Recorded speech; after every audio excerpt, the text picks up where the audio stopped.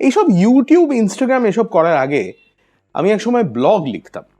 এই আজকে আপনি যে সমস্ত জিনিস নিয়ে ভিডিও দেখছেন সেই সমস্ত জিনিস নিয়েই ব্লগ লিখতাম। আমার ব্লগটা এখনো আছে।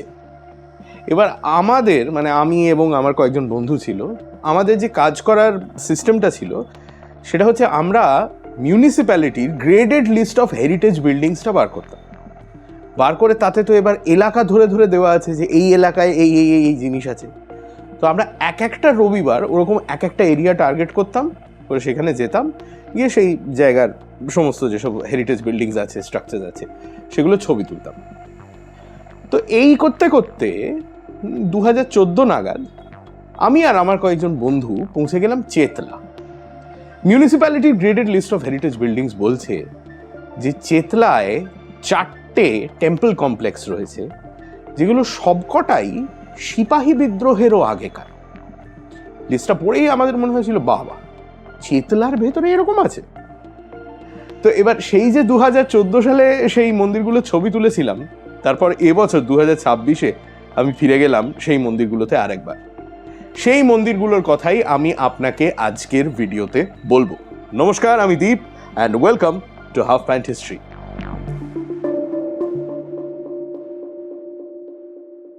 আগে ভূগোল দিয়ে শুরু করি, তারপর ইতিহাসে যাব। টালিগঞ্জ সার্কুলার রোড ধরে আপনি যদি নিউ আলিপুরের দিকে এগোন, তাহলে আদি গঙ্গার ওপর দিয়ে একটা ব্রিজ আপনাকে পেরোতে হবে। এই ব্রিজে ওঠার আগে আপনি যদি ডান দিকে ঘুরে যান, রাস্তার নাম হচ্ছে টালিগঞ্জ রোড। ব্রিজ পেরিয়ে ডান দিকে ঘুরলে রাস্তার নাম হচ্ছে চেতলা রোড। আর ব্রিজ পেরিয়ে বাঁ দিকে ঘুরলে রাস্তার নাম হচ্ছে বসন্তলাল সাহা রোড বা বিএল সাহা রোড। আমাদের গল্প যদিও কলকাতা নিয়ে, শুরু কিন্তু কলকাতা থেকে নয়, শুরু হচ্ছে বাওয়ালি বলে একটা গ্রাম থেকে। মোগল আমলে রাজারাম মণ্ডল এখানে 15টি গ্রামের অধিকার পান দিল্লি থেকে। সেখানেই গড়ে ওঠে তাদের জমিদারি এবং বিখ্যাত বাওয়ালি রাজবাড়ি। রাজারামের 2 বংশধর রামনাথ এবং মানিক মণ্ডলকে লর্ড ক্লাইভ আমন্ত্রণ জানান চেতলা অঞ্চলে এসে বসবাস শুরু করতে। তাঁরা বাওয়ালি ছেড়ে এখানে আসেন এবং তাঁদের তৈরি একাধিক মন্দির আজও এই চেতলা অঞ্চলে টিকে রয়েছে।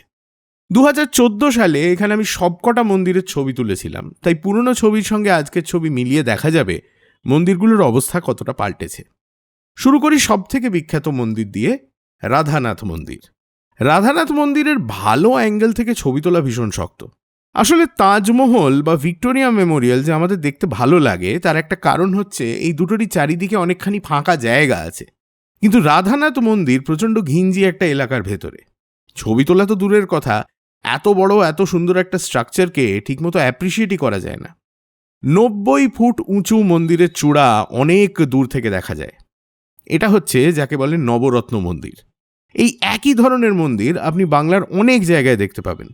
অনেকেই বলেন যে রানী রাসমণি নাকি এই মন্দিরের আদলেই দক্ষিণেশ্বরের মন্দির তৈরি করিয়েছিলেন। তবে আমার এই কথাটা ঠিক বিশ্বাস হয় না। বাংলায় নবরত্ন মন্দির অনেক আছে, স্পেসিফিকভাবে এই মন্দির থেকেই তিনি অনুপ্রাণিত হয়েছিলেন তার কোনো প্রমাণ আমি অন্তত পাইনি। মন্দিরের প্রবেশপথ দক্ষিণ দিক থেকে। নহবতখানার মতো একটা স্ট্রাকচার এখানে ছিল, সেটার বর্তমান অবস্থা আপনি দেখতেই পাচ্ছেন। সেটা পেরিয়ে রয়েছে নাট মন্দির, তারপর মন্দির। মন্দিরের গায়ে রয়েছে একটি কালো রঙের প্রতিষ্ঠা ফলক। এই লেখা দেখে আপনার মনে হতেই পারে যে এটা সংস্কৃত, কিন্তু এটা আসলে খুব পুরনো বাংলা। কি লেখা রয়েছে এখানে? পাঠোদ্ধার করে দিয়েছেন আমার বন্ধু শুভম মুখোপাধ্যায়। আচ্ছা, এই লেখাটার মানে কি? অষ্টাদশ মানে 18, বাজি মানে হচ্ছে ঘোড়া।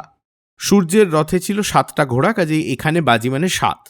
চন্দ্র মানে 1, তাহলে দাঁড়াচ্ছে 1718। 1718 শকাব্দে সূর্যের কুম্ভ রাশিতে অবস্থানকালে বা ফাল্গুন মাসে রাধাকান্তের প্রীতিলাভের জন্য গঙ্গার উপকণ্ঠে রামনাথ দাস দ্বারা এই নবরত্ন মন্দিরের নির্মাণ আরম্ভ হয়েছিল। নব 9, যুগ্য 2, মৈত্র 17 বা 1729 শকাব্দের মধু বা চৈত্র মাসে মন্দিরটি নির্মাণ কার্য সম্পূর্ণ হয়েছিল। তলায় আবার লেখা রয়েছে পুনশ্চ 1731 শকাব্দের তৃতীয় মানে আষাঢ় মাসের সংক্রান্তিতে সমস্ত রকমভাবে কাজ নাকি পরিপূর্ণ হয়েছিল। এবার আপনার মাথায় দুটো প্রশ্ন আসবে। এই যে আমি বললাম বাওয়ালির মণ্ডলদের তৈরি করা এই মন্দিরগুলো, তাহলে যিনি তৈরি করেছেন তার নাম রামনাথ দাস লেখা আছে কেন? এখানে দুটো জিনিস বলার। প্রথমত, আজ থেকে 200 বছর আগে মন্দির যদি অব্রাহ্মণ কেউ তৈরি করাতেন তাহলে সাধারণত তার পদবীর জায়গায় দাসই লেখা হতো। যেমন ধরুন, আমি যদি মন্দির তৈরি করাতাম তাহলে আমার নাম লেখা হতো দীপাঞ্জন দাস বা দীপাঞ্জন দাস ঘোষ। দ্বিতীয়ত, মণ্ডলটা কিন্তু ঠিক পদবী নয়। মণ্ডল হচ্ছে আজ আমরা যাকে বলি পঞ্চায়েত প্রধান। আর এই রকম পদবী পাল্টে দাস হয়ে যাওয়ার আরেকটি উদাহরণ হচ্ছেন রানী রাসমণির স্বামী। আমরা জানি তার নাম কি, বাবু রাজচন্দ্র দাস। ঘাটের ওপর ফলকেও তাই লেখা আছে। কিন্তু তার পরিবারের মানুষজনের পদবী তো আসলে মাড়। দ্বিতীয় প্রশ্ন হচ্ছে 3টে তারিখ দেওয়ার মানে কি? মন্দিরের কাজ শুরু হয়েছিল 1718 শকাব্দের ফাল্গুন মাসে, মানে রাফলি 1796 খ্রিস্টাব্দের ফেব্রুয়ারি মার্চ নাগাদ। কাজ শেষ হয়েছে 1729 শকাব্দের চৈত্র মাসে, মানে রাফলি ওই 1807 সালের মার্চ নাগাদ। কিন্তু তাহলে 1731 শকাব্দের আষাঢ় মাসে, মানে ওই 1809 খ্রিস্টাব্দের জুন জুলাই নাগাদ, তাহলে কি হয়েছিল? মন্দিরের বিগ্রহ কি তাহলে মন্দির তৈরি হওয়ার 2 বছর পরে বসানো হয়েছিল, নাকি মন্দিরের কিছু কাজ বাকি ছিল যেগুলো শেষ করতে 2 বছর লেগেছে? এটা আমার কাছে কিন্তু ঠিক স্পষ্ট নয়।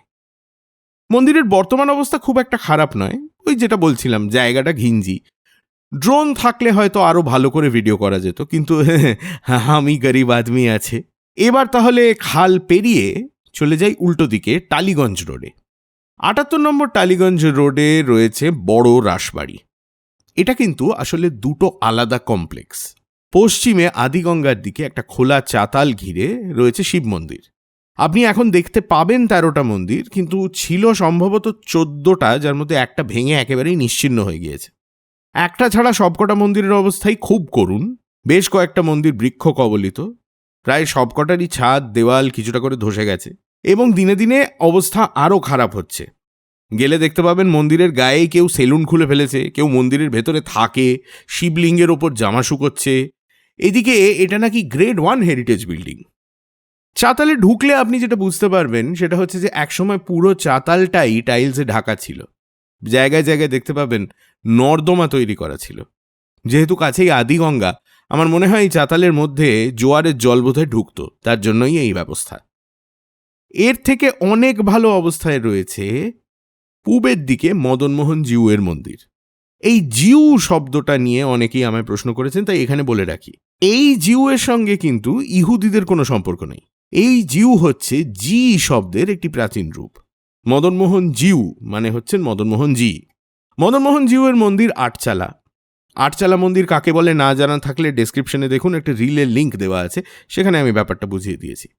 মন্দিরের সামনে নাট মন্দির রয়েছে, চারিদিক ঘিরে আগেকার দিনে চওড়া দেওয়াল। উত্তর পূর্ব কোণে একটা টাওয়ারের মতো জিনিস দেখা যায়, সেটা বোধহয় নহবতখানা ছিল। মন্দিরের গেটের দুদিকে ফলক রয়েছে, যার থেকে মন্দিরের তৈরির সালটা আমরা জানতে পারি।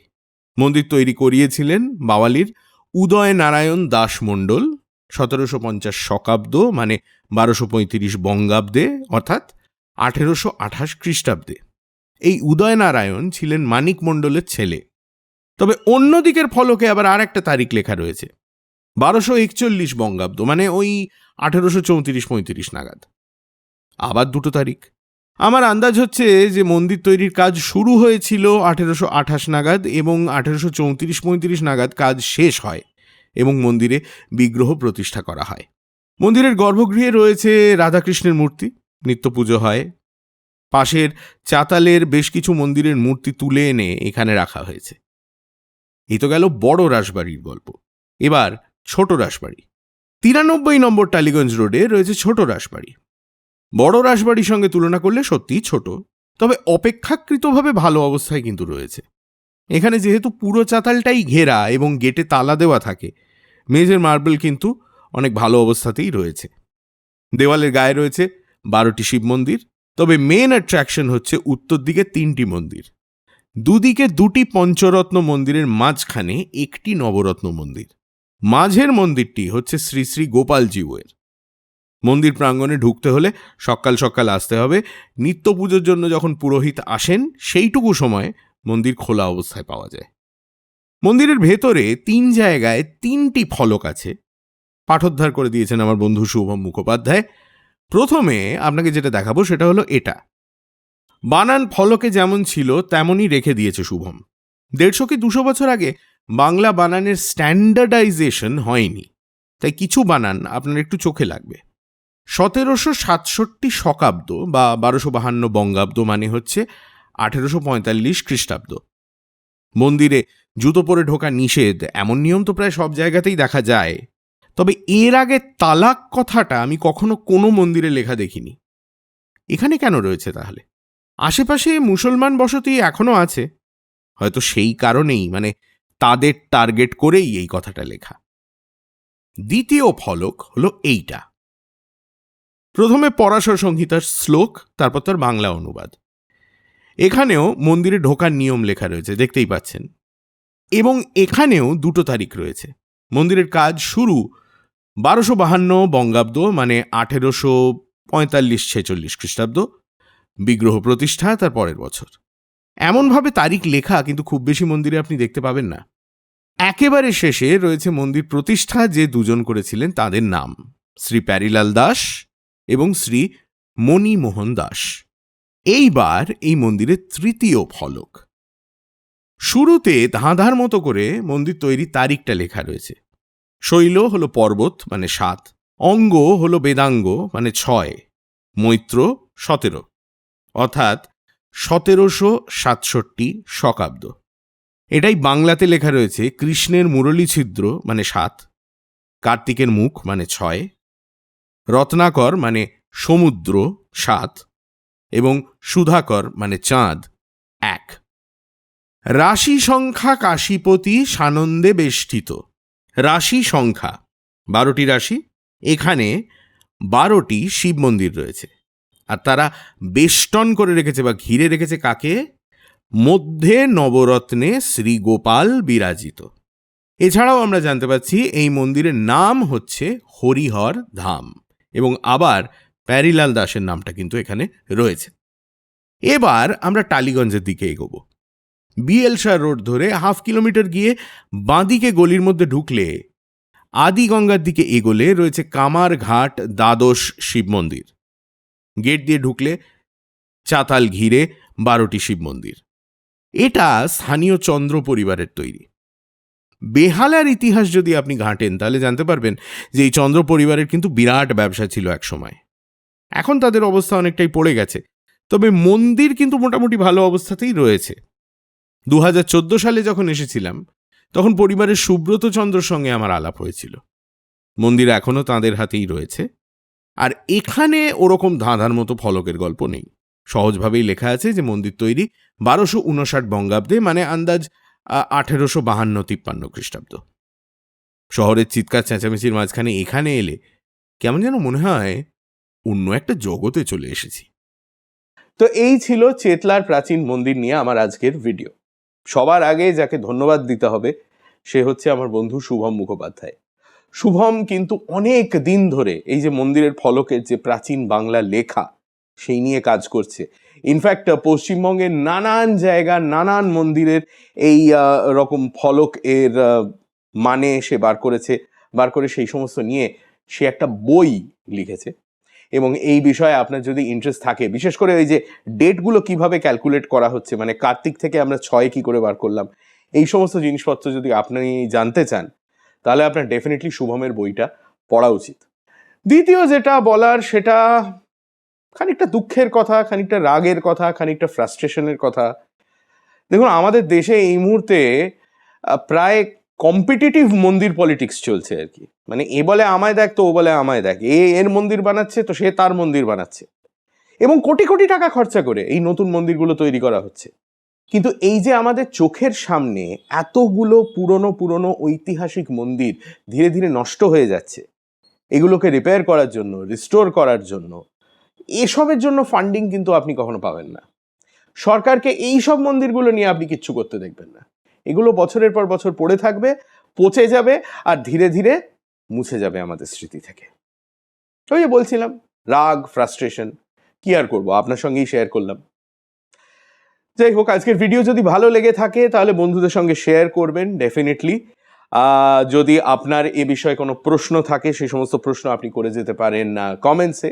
আর সামনের শনিবার এরকম আরেকটা ভিডিও নিয়ে আপনার জন্য ফিরে আসবো আমি আরেকবার হাফ প্যান্ট হিস্ট্রির ইউটিউব চ্যানেলে। ততদিন সুস্থ থাকবেন, ভালো থাকবেন। সামনের শনিবার তাহলে আর একবার দেখা হচ্ছে। আমি দীপ। সাবস্ক্রাইব করবেন ইউটিউবে আর ফলো করবেন ইনস্টাগ্রামে হাফ প্যান্ট হিস্ট্রি। নমস্কার।